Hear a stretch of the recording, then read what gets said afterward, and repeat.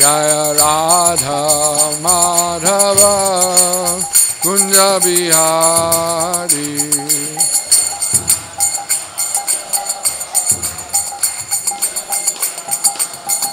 Jaya Gopidana Vallabha Girivardhari.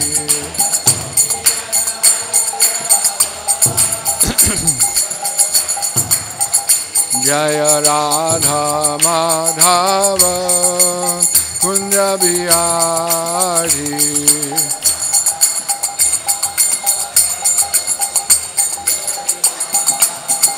Jaya Radha Madhava Kunja Bihari.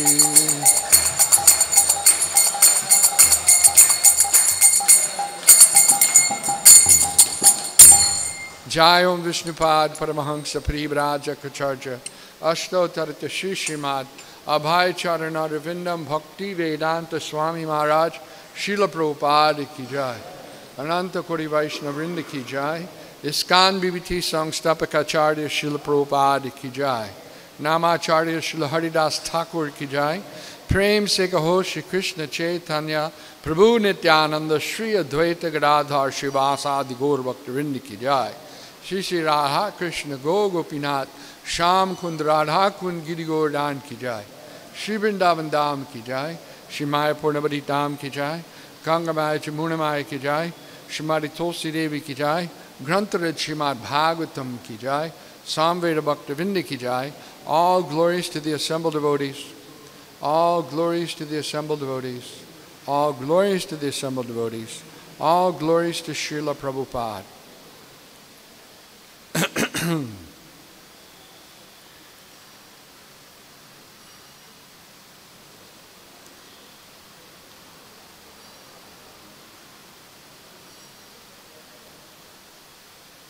Reading from Srimad Bhagavatam, Canto 9, Chapter 4, entitled Ambarish Maharaj Offended by Durvasa Muni.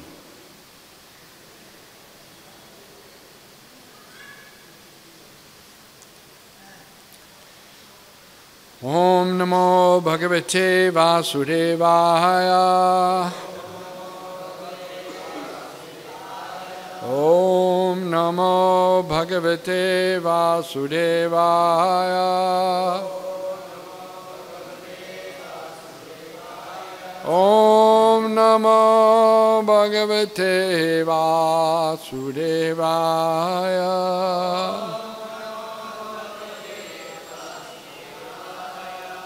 Shri Sukha Uvacha. Shri Sukha Uvacha. Na bhago na bhavagpatyam. Na bhago na bhagapatyam. Yam tattam bhartar kavim. Yam tatam bhartara kavim. Yavistam vyabhajam dayam. Yavistam vyabhajam dayam. Brahmacharinam agatam. Brahmacharinam agatam. Shri Shuka Uvacha. Na bhago na bhagapatyam. Yam tattang bhartara kavim. Yavistam vyabhajam dayam. Brahmacharinam agatam. Shri Shuka Uvacha. Na bhago na bhagapatyam. Yam tattam bhartara kavim. Yavistam Vyavajam Dayam Brahmacharinam Agatam.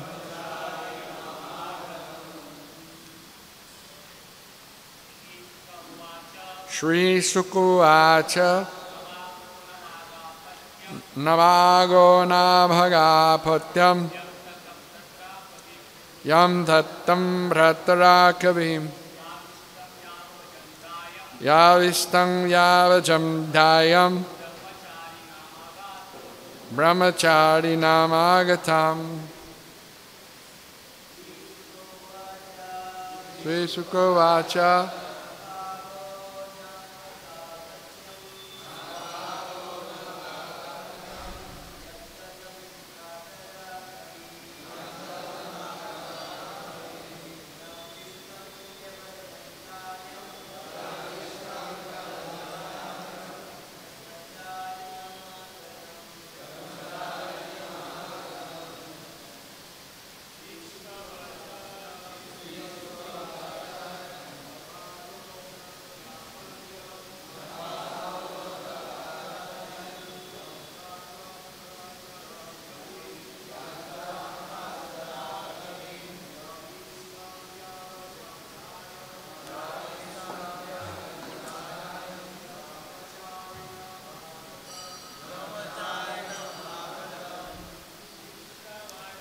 Shri Sukuvacha Na Bhago Na Bhagapatyam Yam Tatam Brihadhartvam Yavistam Vyabhajam Dayam Brahmacharinam Agatam.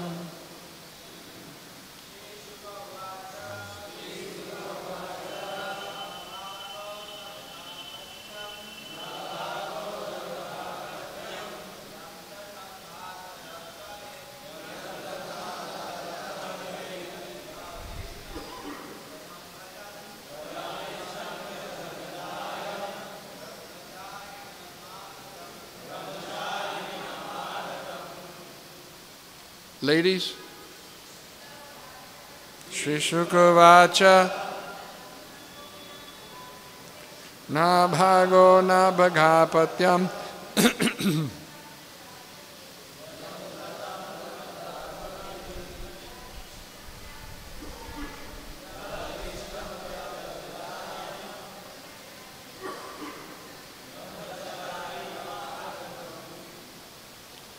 Shri Sukuvacha Shri Shukadeva Goswami said, Nabhaga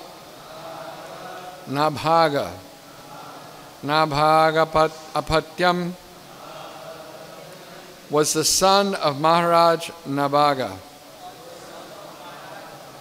Yam, unto whom, Tatam, the father, Bhartaraha, the elder brothers, Kavim, the learned, Yavistam, the youngest, Vyabhajam, divided, Dayam, the property, Brahmacharinam, having accepted the life of a brahmachari perpetually,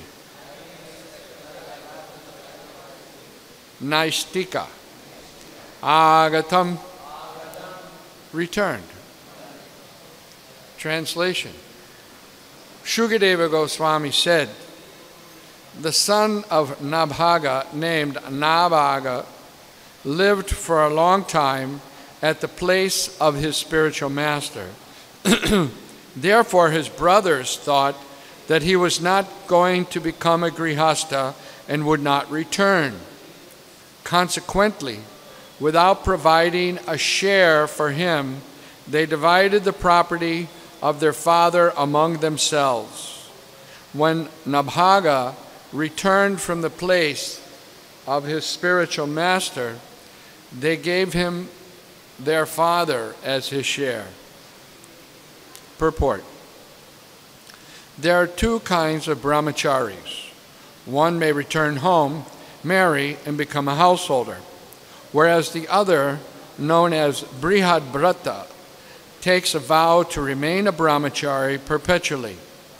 The Brihad Brata brahmachari does not return from the place of the spiritual master. He stays there, and later he directly takes sannyas. Because Nabhaga did not return from the place of his spiritual master, his brothers thought that he had taken Brihad Brata Brahmacharya. Therefore, they did not preserve his share, and when he returned, they gave him their father as his share. Om Ajnana Timirandasya Jnananjana Shalakaya Chakshuran Meditam Jena Tasmai Shri Gurave Namaha Mukam Karoti Vachalam Pangum Langayate Ganim Yat Kripa Tadaham Bande Shri Gurun Dinataranam Paramananda Madhavam Shri Chaitanyeshwaram. So this starts a new chapter about how Maharaj Ambarish was offended by Durvasa Muni. It's a nice story. Ambarish Maharaj is one of the great devotees of the Lord, and Srila Prabhupada many times mentions him and his devotion. So, here we see that Prabhupada's talking about two types of brahmacharis, right? The Vedic system that was going on was the male child in a family would be sent to the Gurukula, right? Kula means house, place, and Guru means the spiritual master. So the Gurukul was that the children were sent to the spiritual master, the boys, right? And there in the house of the spiritual master, they learned so many things, right? The spiritual master would see the nature of each and every child, right? Like Krishna says in the Bhagavad Gita, Chatur Varnyam Maya Shrishtam Guna Karma Vibhagashaha. According to the guna, the quality, and the work, right?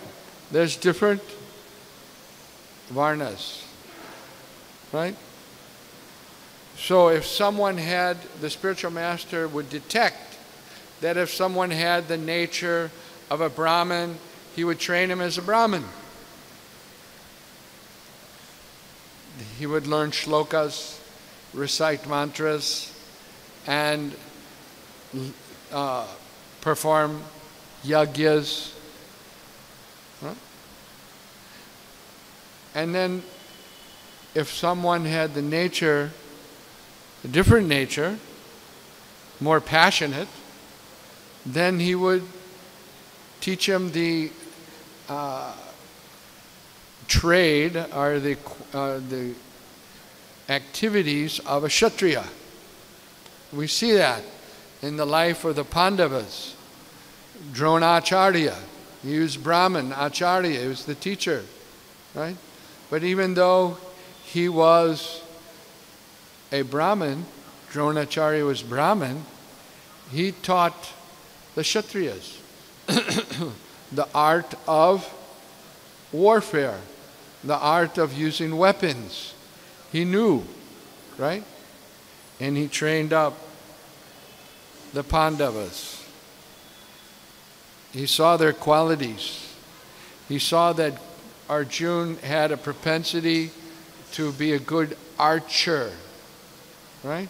Bow and arrow. So he trained him in archery. He saw that Bhima had great strength, right? So he was trained up in using the club. Right? So like that, according to the guna and karma, the spiritual master would train the children. And therefore, society had some order. Society had order. It had 4 different orders. It had priestly caste. It had a Kshatriya class. And others would be in the Vaishya class or Shudra class. Right? Society needs to be divided in this way. It's naturally divided in this way. When Srila Prabhupada went to Russia, he met one university professor called Professor Katowski. Right? Professor Katowski said that Swamiji, here in Russia, we have communism. And we have a classless society. So Srila Prabhupada said, no. Krishna has made the classes, Chatur Varnyam. And so therefore it's eternal. He told the professor. He told the professor, you don't have teachers in this country? He said, yes, we have teachers. You don't have military people and political people? He said, yes, we have military political people. Right? So Prabhupada said, how is classless then? Because these classes were made by Krishna. Therefore, they're eternally existing. They have to be there. But they need to have proper training for the class. Right?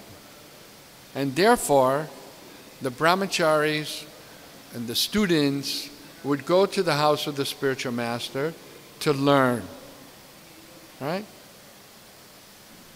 So here it's described that 2 types of brahmacharis. One brahmachari would get trained up in the house of the spiritual master and then go back home and get married. But if the nature of the brahmachari was such, then the spiritual master wouldn't send him home. Right? He'd keep training him. And eventually that brahmachari would take sannyas. He could see the nature. The spiritual master could see the nature. He could look at their astrological chart and see what their propensity was. Right? And previously, all the spiritual masters were householders. All spiritual masters were householders. It's not that sannyasis couldn't be spiritual masters. They could. But because they were sannyasis, they didn't have facility. They only have kamandala and danda, how they'll maintain brahmachari students. Right? And then the spiritual master would teach deity worship. Where the sannyasi is going to get the deities, he's wandering place to place with one danda and one kamandalu.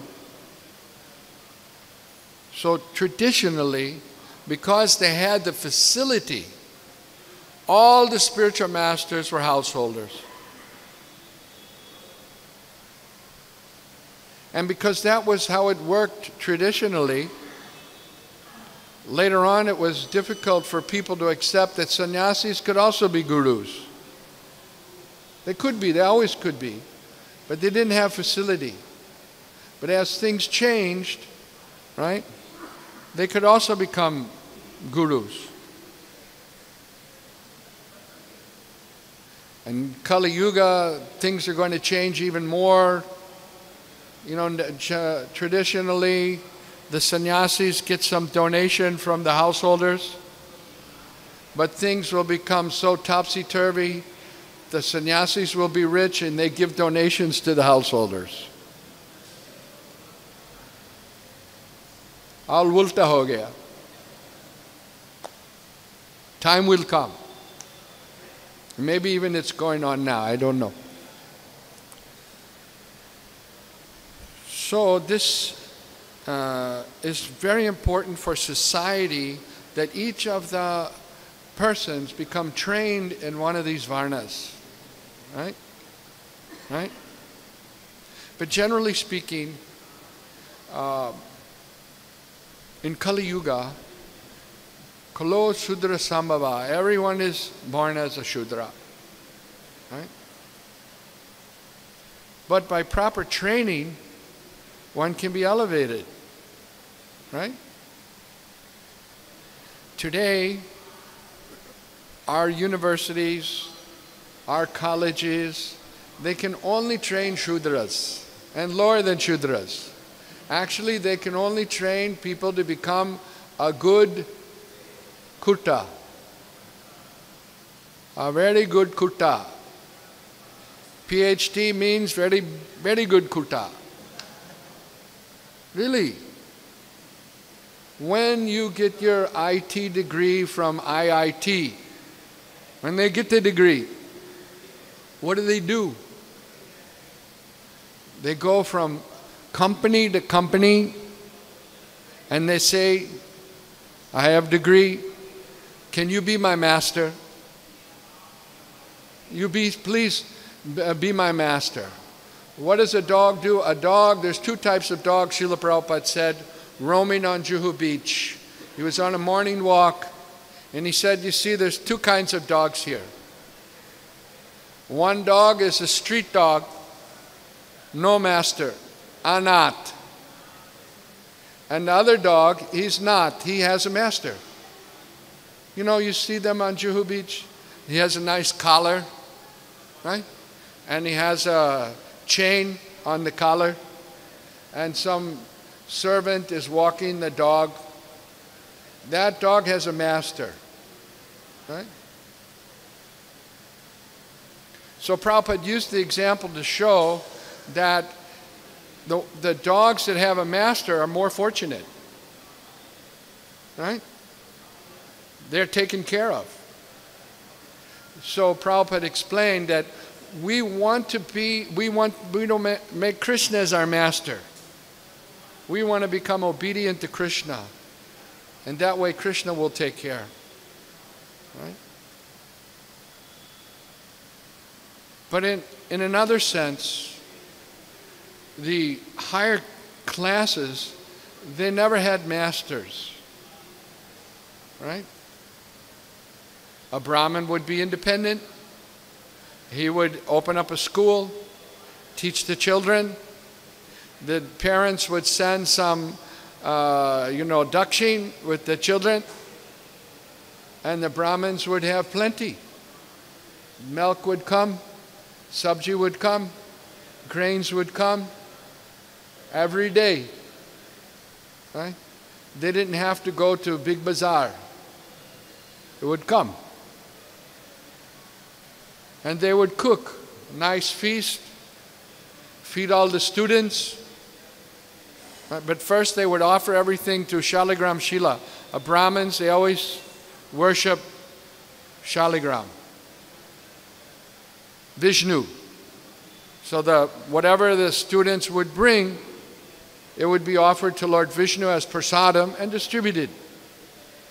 So at the end of the day, the Brahmins would have zero balance, right? So that way they became very detached and very dependent on Krishna, that things would come. But they didn't work for anybody,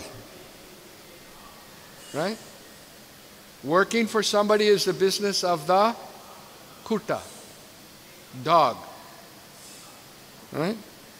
So our universities and colleges, they're training how to become a good dog.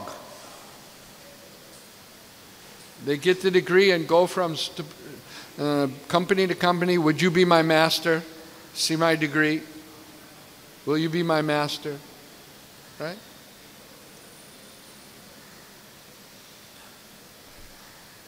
Kshatriyas, their business was to protect, right? Protect. Protect the people. Protect all the praja, right? The praja means anyone who's taken birth in the country. They become the praja. Not just the human beings, all the living entities, right? Even the animals, they're also praja, and they're meant to be given protection. But nowadays, in Kali Yuga, the government can't even protect the people, what to speak of the animals. They send the animals to the slaughterhouse, right? And things are so poorly organized, the farmers are committing suicide, right? No, it's not safe for any girl to go on the street. Every day we read in the paper, rape. India is becoming the rape capital of the world. Right? This is all due to the fact that the Kshatriyas aren't trained properly. Look at the example of Maharaj Parikshit. As soon as Maharaj Parikshit, he was roaming the countryside, right? Took his army, went out to see what was going on in his kingdom. That's an example of a good manager, right? Nowadays, the president and the prime minister, they sit in their office and they're afraid to go out because they might be assassinated. They might be killed, right? But Maharaj Parikshit, he wasn't afraid. He went out to see what's going on. And that's a very important principle in management. You can't sit in one place. You have to go out and see for yourself. Sometimes Lord Ramchandra would disguise himself as an ordinary citizen and go out into the kingdom to see what was the mood of the people, right? What was going on. So in this way, Maharaj Parikshit was touring, and there he saw a low-class man, a Shudra, dressed as a king, punishing a cow and a bull. So what did he do? He reported it to the police, who went to the court and went to the Supreme Court, and it took 20 years to decide what to do. No. Maharaj Parikshit immediately grabbed his sword and went to cut off the head of Kali. And Kali fell down on his knees and begged for forgiveness, surrendered. So this is proper,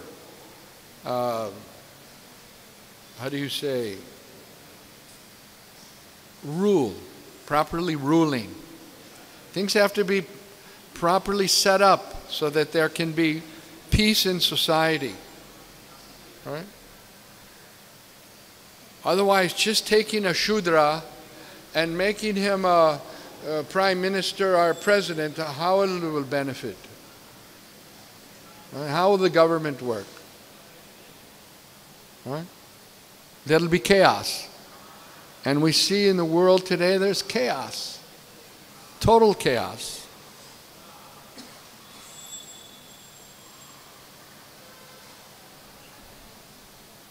So here we see that the brothers of Nabaga, they thought he went to the house of the spiritual master and he stayed there a long time. He's not coming back. Right? We have practical experience of that. Our brahmacharis in ISKCON, they don't go back to the village, and their brothers divide up the land, right? Because he became sannyasi. But actually he's a brahmachari, right? As a brahmachari, he may not stay brahmachari his whole life. He might want to get married, right? So those brothers should consider, right? But they didn't consider. They divided up everything. Usko jana do.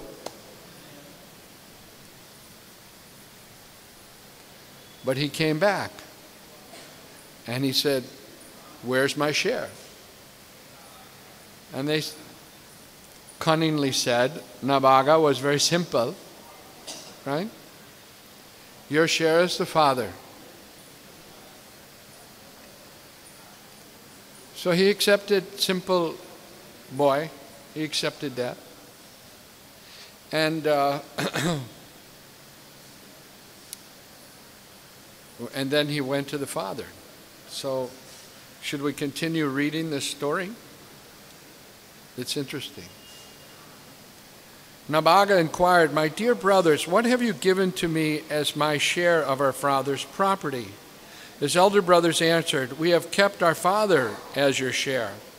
But when Nabhaga went to his father and said, "My dear father, my elder brothers have given you as my share of property," the father replied, "My dear son, do not reply upon their cheating words.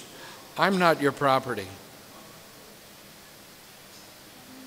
Right?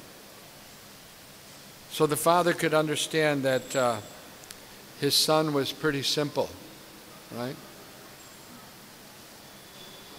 Nabhaga's father said, "All the descendants of Angira," but his father also took compassion on his son, and he gave him an idea. Nabhaga's father said, "All the descendants of Angira are now going to perform a great sacrifice. But although they are very intelligent, on every 6th day they will be bewildered in performing sacrifice and will make mistakes in their daily duties." Purport: Nabhaga was very simple-hearted. Therefore, when he went to his father, the father, in compassion for his son, suggested that as a means of livelihood, Nabhaga could go to the descendants of Angira and take advantage of their misgivings in performing yajna. Nabhaga's father continued, "Go to those great souls and describe 2 Vedic hymns pertaining to Vaishvadeva. When the great sages have completed the sacrifice and are going to the heavenly planets, they will give you the remnants of the money they have received from the sacrifice. Therefore, go there immediately." Thus, Nabhaga acted exactly according to the advice of his father, and the great sages of the Angira dynasty gave him all their wealth and then went to the heavenly planets. If anybody leaves this world, they can't take it with them. So they had accumulated so much wealth, right? And even though they were Brahmins, they had so much wealth. Wealth doesn't really supposed to come to the Brahmins, but sometimes it does. Sometimes it does. Someone told me that Brahmins in Jagannath Puri, the Pandas in Jagannath Puri, in their house, they all have 5 kgs of gold. Right? 5 kgs. That's pretty, it's a lot of money. But anyway, they gave their wealth to Nabhaga because in the heavenly planets there's a different kind of wealth, a different kind of opulence, and they were going there. So they handed over him the wealth. Thereafter, while Nabhaga was accepting the riches, a black-looking person from the north came to him and said, "All the wealth from this sacrificial arena belongs to me." So Nabhaga is always in some kind of problem. He came back, his brothers divided up his money, His father gave him an idea, and just as he was getting the money, some black person said, "Hey, that's my money." Namaga then said, "These riches belong to me. The great saintly persons have delivered them to me." When Namaga said this, the black-looking person replied, "Let us go to your father and ask him to settle our disagreement." In accordance with this, Namaga inquired from his father. The father of Namaga said, "Whatever the great sages sacrificed in the arena of the Daksha Yajna, they offered to Lord Shiva as his share. Therefore, everything in the sacrificial arena certainly belongs to Lord Shiva." Actually, that black-looking person was disguised. He was Lord Shiva disguised. Thereupon, after offering obeisances to Lord Shiva, Namaga said, "O worshipful Lord, everything in this arena of sacrifice is yours. This is the assertion of my father. Now with great respect, I bow my head before you, begging for your mercy." Lord Shiva said, "Whatever your father has said is the truth, and you're also speaking the truth. Therefore I, who know the Vedic mantras, shall explain transcendental knowledge to you." Lord Shiva said, "Now you take all the wealth remaining from the sacrifice, for I give it to you." After saying this, Lord Shiva, who is most ardent in the religious principles, disappeared from the place. Now in this connection, Srila Prabhupada tells a story about Lord Shiva. Right? Here we see Lord Shiva, on the one hand he's saying, "These are my riches." And the next moment, "Go ahead, take them." So, we see Lord Shiva, he's meditating under the banyan tree. But he's at the same time, he's the husband of Durga, Parvati, right? And Durga is very opulent, right? Great opulence. But she was also living under the tree with Lord Shiva. I mean, he didn't even have a house. So Parvati suggested, she's Maya, the personification of all the material energy. She said, "I can make a house for us." He said, "No, that's all right. Lord Shiva also is all-powerful. He can make a house." So he made a beautiful golden palace. And they called Durvasa and all his disciples for the opening, the Griha Pravesh. Right? They all came. And then they did the opening and they distributed prasadam. But Durvasa, he has quite a few followers, many followers. And they ate, and they ate, and they ate. And still they were hungry. Right? So they asked Lord Shiva, "What else you got?" Right? He said, "Well, we've distributed everything." And Durvasa and his father said, "But we're still hungry." And Lord Shiva said, "Okay, you take this house." And he left and went back under the tree. Right? So we see Lord Shiva, he's very detached from material things. And later on, we'll also read how detached Maharaj Ambarish actually was also. Right? Great opulence for a devotee is not a problem for his devotional service. It's not a problem. Because he sees everything in relationship to Krishna. Right? Just look at the opulence of Srila Prabhupada. he had opulence, great opulence, right? 108 temples all over the world. Every one of his temples, he had his quarters, right? Does any rich man have 108 houses around the world? Well, even if he had 108 houses, you know, look at how many servants Srila Prabhupada had. Thousands and thousands of servants, right?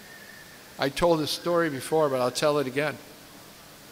That Motilal Nehru, the father of Jawaharlal Nehru, he had one Videshi servant, right? One Englishman he kept as a servant.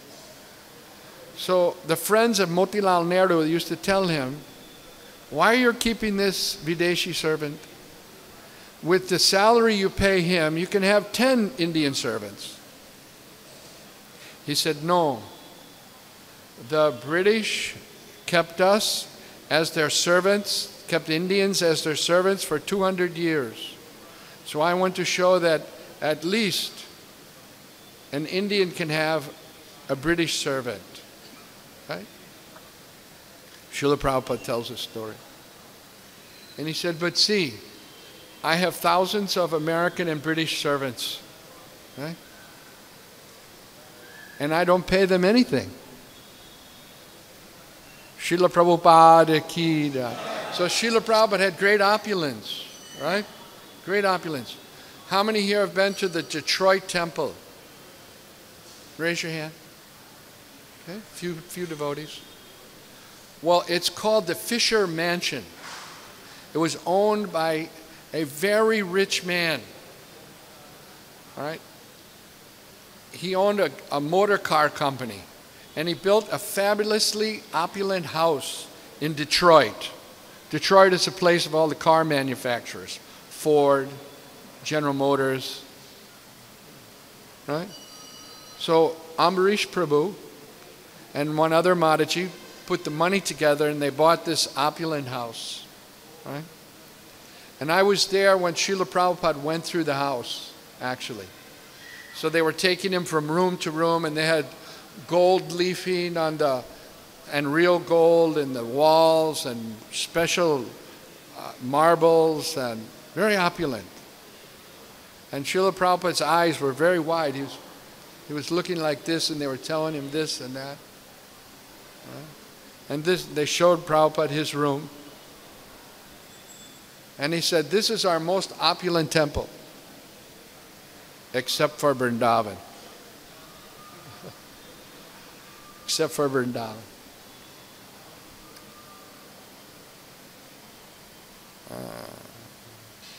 Can just imagine the opulence of Srila Prabhupada. He came to America with 40 rupiah, uske jeb mein. And in just a matter of a few years, 9-10 years, in that same city that he came to, in a very destitute condition, right? He was riding on the Rath cart on Fifth Avenue. Fifth Avenue is the most important street in New York City. And New York City is the most important city in the world, Prabhupada said. And Srila Prabhupada was riding victoriously on the Rath cart with Lord Jagannath, Baladev, Subhadra. And thousands of people were chanting the holy name of Krishna. Hare Krishna, Hare Krishna, Krishna Krishna, Hare Hare Rama. Now for an ordinary person, that would be a great stumbling block on the spiritual path, right? Because they would become very proud. But for the devotee of the Lord, he sees each and everything as the arrangement of Krishna, right? Srila Prabhupada even said to the devotees, he said, I know that you've all come from my spiritual master to help me, right? So here he is, he's giving credit to Srila Bhakti Siddhanta Saraswati Thakur, right? He went to America, he preached, right? He made the devotees, but yet he's giving credit to Srila Bhaktisiddhanta Saraswati Thakur. So no matter what their condition, they may have great opulence. Just like later on we'll read how Maharaj Ambarish was the emperor of the whole world. But it doesn't affect devotees. A devotee of the Lord, but it's a disqualification for the non-devotees because they become puffed up and absorbed in sense gratification. Right? They become proud. They become proud. Right? And because of pride, no one can make any advancement in devotional service as long as they're proud.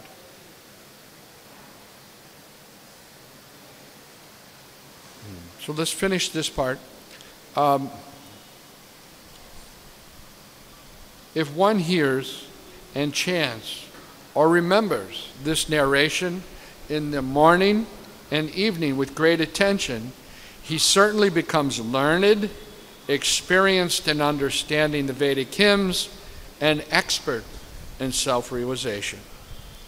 Hare Krishna. It's a nice benediction. We've heard this little story and can look forward to all these good things happening to us. Are there any questions? Comments?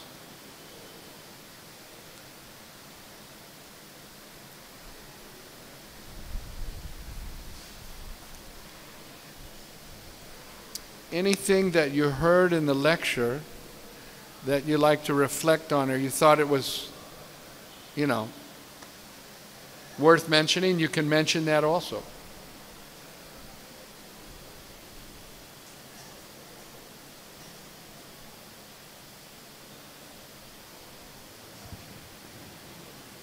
Hare Krishna. Yes, Hare Krishna. क्या बोल अगर किसी के भक्ति में या common people उसमें गुण क्षत्रिय का है तो ट्रेनिंग देने की आवश्यकता क्या है? वो तो खुद करेगा, उसका गुण है। या तो कोई ब्राह्मण है वो अपना गुण के अनुसार काम करेगा, तो अपना गुण के अनुसार काम करेगा तो ट्रेनिंग देने की ज़रूरत क्या है इसमें? वो तो गुण है, वो अपना करेगा ही। अगर किसी कारणवश लग गया, अगर क्षत्रिय है और शूद्र काम में लग गया है तो फिर वो अधिक दिन तक नहीं रह सकता है, फिर अपना क्षत्रिय का काम वो करने लगेगा। इसमें थोड़ा सा समझाइए क्या है इसमें। I couldn't hear so good, but what did he say? If one is Kshatriya, he has quality itself Kshatriya. So he will act voluntarily as Kshatriya. So what is need of give training to him? What is that? Need to, he has to go to undergo training. So what is need? He has Kshatriya quality, so he act to voluntary. So no, can you explain? You may have the quality, but you need to learn so many things to develop that quality. You may have that, gun, but practical experience you won't have. You have to learn it. Just like Arjuna. He had many weapons, but he had to learn that. Right? हमारा गुण क्षत्रिय हो सकते हैं, लेकिन क्षत्रिय युद्ध में क्या करने का, कैसे करने का, वो सीखना पड़ेगा। और तो गुरु के पास जाना पड़ेगा। गुरु हमेशा होना चाहिए। बिना गुरु क्या चलते हैं? कुछ नहीं चलते हैं। अगर एक इंटेलिजेंट आदमी है, वो डॉक्टर बन सकते हैं, इंटेलिजेंट, लेकिन ऑटोमेटिक डॉक्टर नहीं होते हैं। वो मेडिकल स्कूल के पास जाना और सब सीखना पड़ेगा, फिर इसके बाद क्वालिफाइड डॉक्टर हो सकते हैं। इस तरह से स्पिरिचुअल मास्टर बच्चे लोग को देख सकते हैं किसके पास क्या गुण है, लेकिन फिर भी ट्रेनिंग करना चाहिए। अगर ब्राह्मण के गुण है तो उसको सब मंत्रस को सीखना पड़ेगा। ऑटोमेटिक नहीं आता है, मतलब गुरु कृपा से आ सकते हैं। ओके, तो गुण और ट्रेनिंग, गुण और कर्म। कर्म मतलब एक्टिंग करने का, तो ये करने का के लिए गुरु का उद्देश्य जरूरी है। Okay, Hare Krishna. Any other questions, comments, reflections?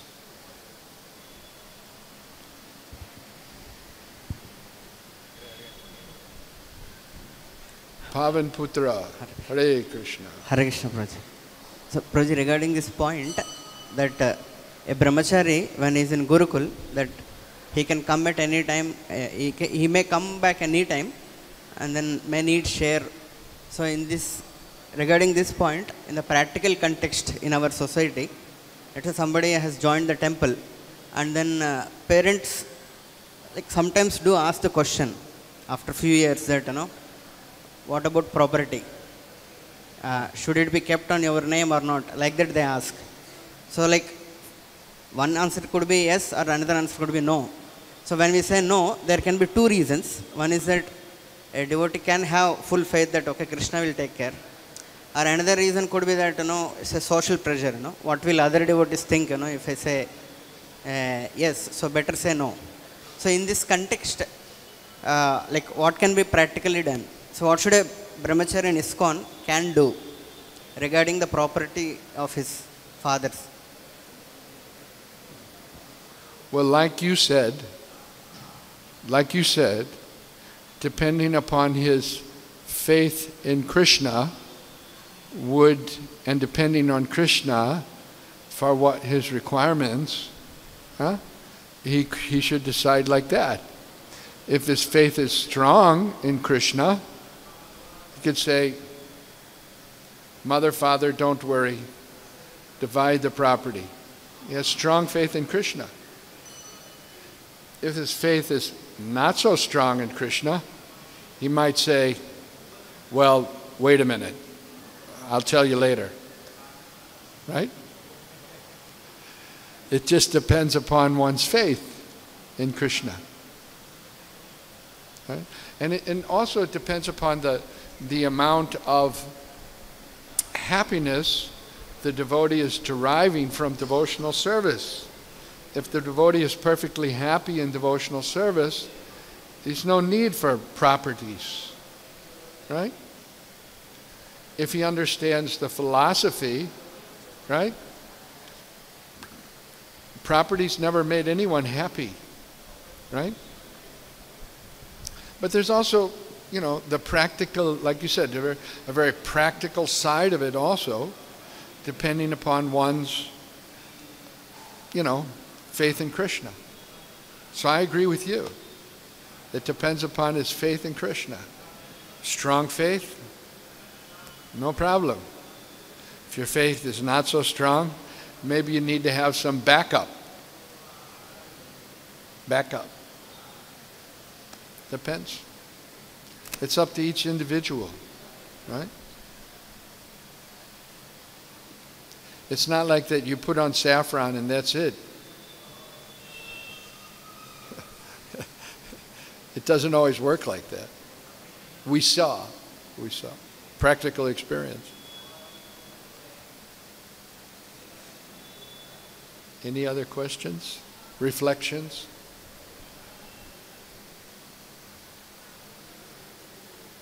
Okay. Thank you very much. Grantaraj Srimad Bhagavatam ki, Srila Prabhupada ki, Nitai Gaur Premanandi.